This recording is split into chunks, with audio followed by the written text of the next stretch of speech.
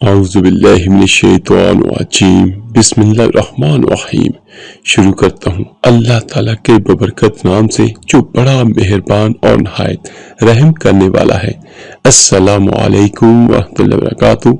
मेरे अजीज भाइयों बहनों और बच्चों, हज़रत ज़ैद बिन साबित रज़ी अल्लाह ताला अन्हु कहते हैं कि नबी करीम सल्लल्लाहु अलैहि वसल्लम अपने खच्चर पर बनी नज्जार के एक बाग में थे। हम भी आप सल्लल्लाहु अलैहि वसल्लम के साथ थे। अचानक खच्चर बदक गया, करीब था कि आपको गिरा देता। 6, 5 या 4 कब्रें थी। आप सल्लल्लाहु अलैहि वसल्लम फरमाया, इन कब्र वालों को कौन जानता है? एक आदमी ने कहा, मैं। आप सल्लल्लाहु अलैहि वसल्लम फरमाया, ये लोग कब फौत हुए? उसने कहा, ज़माने शिर्क में। आप सल्लल्लाहु अलैहि वसल्लम ने फरमाया, ये उम्मत अपनी कब्रों में आजमाई जाएगी।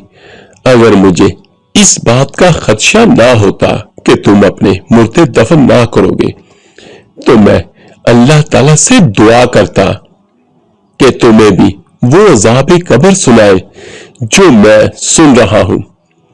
हज़रत ज़ैद रज़ी अल्लाह ताला अन्हु ने कहा, फिर आप हमारी तरफ मुतवज्जा हो गए और कहने लगे, आग के अजाब से अल्लाह की पनाह मांगो।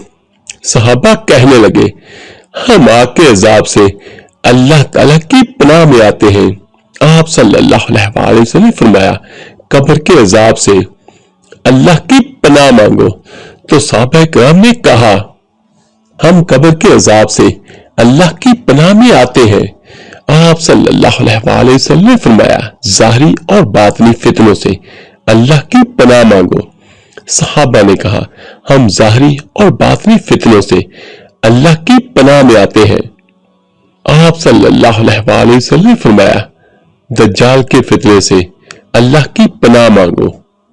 सहाबा ने कहा, हम दज्जाल के फितने से अल्लाह की पनाह में आते हैं। हजरत अबू सईद खुदरी रज़ी अल्लाह ताला अन्हु कहते हैं कि मैं नबी करीम सल्लल्लाहु अलैहि वसल्लम के पास आया।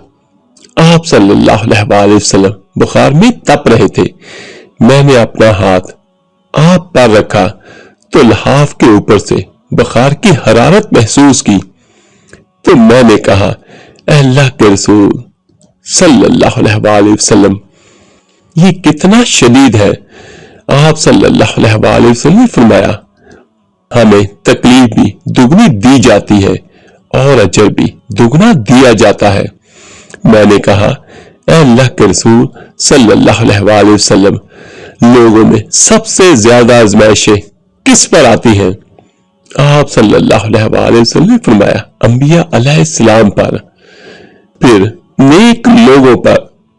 किसी को मोहताजी में आजमाया जाता है, हत्ता कि उसके पास सिर्फ वो चादर बचती है जो उसे ढांपती है, और वो आजमाइश में इतना खुश होता है जितना तुम में से कोई शख्स भी खुशहाली में मसरूर होता है।